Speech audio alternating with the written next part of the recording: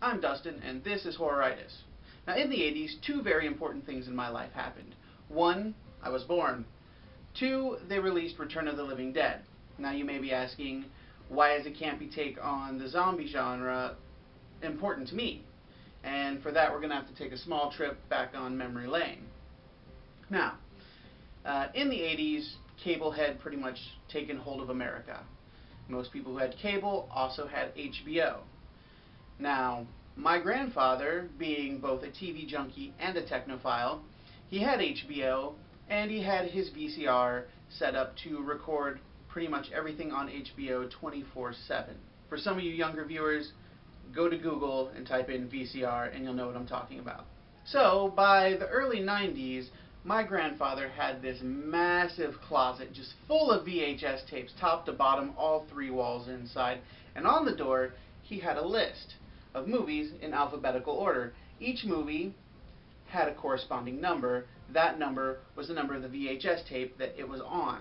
So one day, I don't know if I was just being an extra bastard or what, but it seemed like he wanted me out of his hair. So he sat me down in the living room in front of the TV, put a VHS tape inside the VCR, and walked away. Return of the Living Dead was the first horror movie I'd ever seen. It pretty much set me on the path that I followed as far as horror goes, and without it, I would probably be a lot more boring than I am today. So, let's get down to it. What is it? Set in Louisville, Kentucky, it centers around two guys, Frank and Freddie. And these guys work at a medical supply warehouse. Now, in the basement, there's a canister that was accidentally shipped to them by the military that contains a toxic gas. These guys accidentally let the gas out, and the gas causes one of the cadavers in the warehouse to reanimate. Not knowing what they should do, they call in Bert, who is the boss, and they dismember it and stuff it into plastic bags. Now, chopping it up obviously didn't do anything because it's still a zombie, so all the parts are moving and wiggling around. So what they do is they decide that it's going to be a good idea to take these bags over to the mortuary across the conveniently placed cemetery and have the guy over there cremated. When they get there, Ernie, the operator of the mortuary, says hell no, because they tell him that the bags actually contain rabid weasels and he wants no part of burning rabid weasels. So eventually they have to open the bags and show him what's inside. He reluctantly agrees after that. Once the cadaver is cremated, the smoke rises out of the smokestack up into the clouds and causes it to rain. The rain is acid rain, which burns the skin of Freddy's friends who were partying in the cemetery the entire time, plus it soaks into the ground and reanimates all the corpses buried in the cemetery. From this point on, horror and mild hilarity ensue. So what makes this movie good? Well, the first thing is, this movie had probably the first running zombies. Up until this point, zombies just kind of slowly shuffled around and were easily avoidable. But in this movie, they don't only run in packs, they run in a damn mob. A mob of brain-munching terror. Side note, brain-munching terror, that's my next band name. And speaking of zombies, the word zombie is like never used in actual zombie movies. It's some sort of unwritten taboo in the horror world. And horror is a genre that, let's face it, doesn't have a lot of taboos as it is. But for some reason, everybody seems to follow this one. Except Return of the Living Dead. They actually say the word zombie, even though it's only once. That's not possible. I mean, they showed zombies taking over the world. And the zombies themselves were pretty damn cool, too.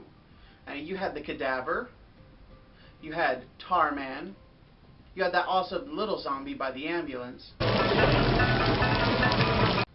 you had the half lady on the table, and you had zombie Trash. Trash, by the way, was played by Linnea Quigley, a scream queen who went on to appear in nearly every damn B movie in the past 30 years.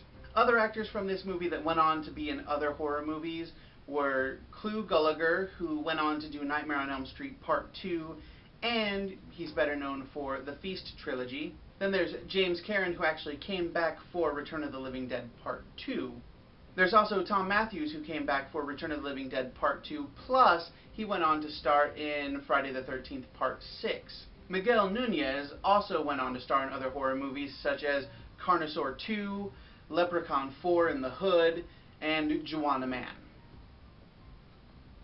I've seen Joanna Man. It is terrifying. The thing I like most about this movie, though, is that it ends on such a down note. And at the end, Bert calls the number on the side of the container, gets a hold of the military, and finds out that they actually have a contingency plan for just this situation. Their plan? Shoot a damn nuke at Louisville. So that's what they do. Now, so far, everybody who's managed to avoid being ripped apart by the Walking Dead are now blown to hell by a nuclear warhead.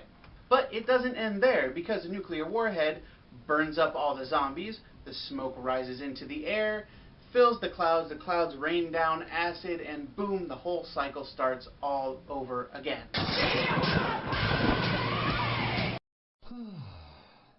On another side note, this movie takes place in Louisville.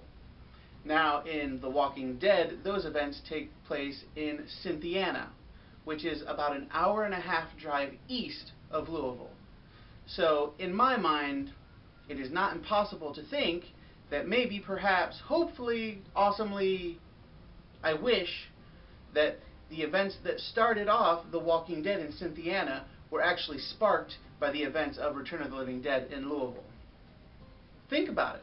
This is one of those movies that I will never not recommend to somebody. If you haven't seen it, go watch it now. If you have seen it, go watch it again, and you know why. So if you enjoyed this review of Return of the Living Dead, like the video, share the video, subscribe to the channel, and come back for more Horroritis.